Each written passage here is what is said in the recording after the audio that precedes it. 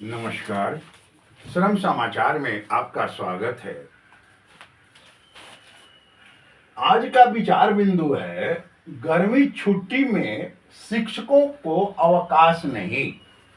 ये बिहार सरकार का घोषणा है कि गर्मी की छुट्टी तो होगी, 15 अप्रैल से गर्मी की छुट्टी होगी 15 मई तक, लेकिन जो वहां कार्यरत शिक्षक हैं उनको अवकाश नहीं होगा। कारण क्या तर्क दे रहे हैं कि विशेष कक्षा चलेगा,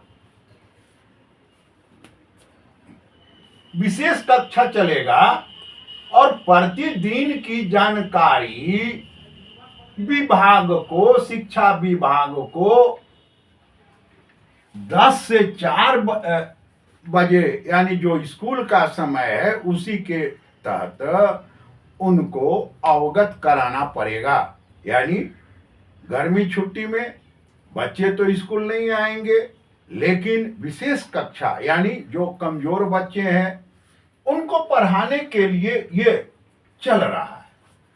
अब इसका परिणाम देखें। बिहार में तो कोई उद्योग है नहीं।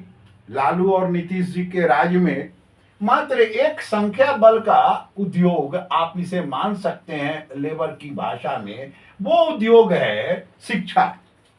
जहां एक जगह है 4 लाख शिक्षक हैं तो 3.5 लाख शिक्षक और जो नए शिक्षक आए करीब 4 के ऊपर संख्या बल पहुंच गई है। तो बिहार सरकार ने ये आदेश जारी किया। अब देखें 2024 का ये सूचना है और 24/11/2006 को बिहार के मुख्यमंत्री नीतीश कुमार जी ने ये आज पेपर में साक्षात्कार देते समय क्या उन्होंने कहा है, जरा इसे पहले सुनिए। प्रश्न है, आज शिक्षक बहाली को लेकर शुरू से संशय की स्थिति बनी हुई है। अप्रशिक्षित हताश हैं, उनके लिए सरकार की क्या योजना है? नीतीश कुमार, शिक्षा के क्षेत्र में इतनी बड़ी संख्या में बहाली देश में शायद ही कभी हुआ होगा। हमारी सरकार में एक शिक्षक पर 40 छात्र के अनुपात को हासिल करने के लिए 2,35,000 शिक्षकों की बहाली हो रही है। पंचायती राज एक्ट के तहत संविधान संशोधन के बाद जो अधिकार मिला है उसके तहत बहाली हो रही है। शिक्षकों की बहाली कॉन्ट्रैक्ट लेबर पर नहीं होगी बल्कि परमानेंट होगा। मुख्यमंत्री जी क्या कह रहे हैं? 24/11/6 को आज के इंटरव्यू में कि शिक्षकों की जो बहाली लालू प्रसाद ने 11 महीना के लिए किया था, 10 महीना के लिए किया था, एक तरह का कॉन्ट्रैक्ट ही उसको कहिए, नियोजन कहिए, फिक्स टर्म एम्प्लॉयमेंट कहिए, जो शब्द आप नाम दीजिए।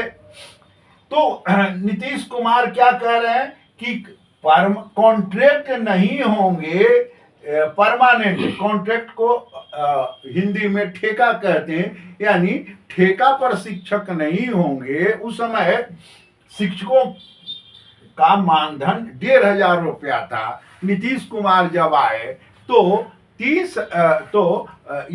6,000 रुपया किए थे। अब उसके बाद ये क्या कहते कि शिक्षकों की बहाली कॉन्ट्रैक्ट लेबर पर नहीं बल्कि परमानेंट है। अलग नियमावली बनाकर पंचायतों के अधीन बहाली हो रही है, इसलिए ये लोग राज्य सरकार के नहीं पंचायतों के सेवक हैं। अब आप देखें, ये पूरा आपने बयान पढ़ लिया, पूरा बयान पढ़ लिया। ये 2006 में बिहार के मुख्यमंत्री क्या कह रहे हैं, अभी बिहार सरकार में क्या शिक्षकों के प्रति संवेदना है, परिस्थिति चल रही है, सारे शिक्षक भयक्रांत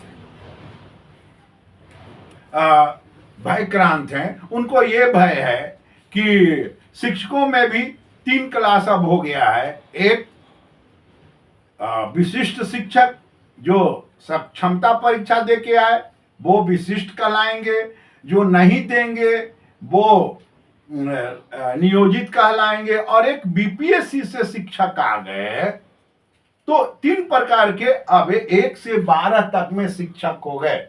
अब पुनः मेरा व्यक्तिगत ये आपसे निवेदन है कि चुनाव का घोषणा हो चुका है, चुनाव का घोषणा हो चुका है। ये जितने भी नियम बनाने वाले लोग हैं आपके पास पहुंचेंगे, आपके दरवाजा पर पहुंचेंगे। शिक्षा मंत्री भी कहीं ना कहीं वोट मांगने के लिए जाएंगे, मंत्री भी वोट मांगने जाएंगे, मुख्यमंत्री भी वोट मांगने जाएंगे, उस राजनीतिक दल के लोग भी वोट मांगने जाएंगे। और बिहार में प्रमुख रूप से 3 राजनीतिक दल हैं, बीजेपी, जदयू और आरजेडी। ये तीनों जाएंगे, अन्य दल भी जाएंगे। आप ये प्रश्न उनसे कर सकते हैं, आखिर ये कौन सा नियम है कि जो बात आप यहां, जब आपने कहा कि हम बहाली जो किए हैं वो कॉन्ट्रैक्ट पर नहीं, हम परमानेंट किए हैं, तो जो बहाली परमानेंट हो गया फिर साक्षर ये सक्षमता का परीक्षा का क्या माने। ठीक है, आप उसे डेवलप करने के लिए परीक्षा लिए, ये भी सही है, लेकिन उसके बाद सरकारीकरण करने के लिए के नाम पर भया दोहन हो रहा है, ये भी उचित नहीं है। अब आप देखें कि आपने कहा कि हमने ये भर्ती का अधिकार ग्राम पंचायत वगैरह को दे दिया, ठीक है,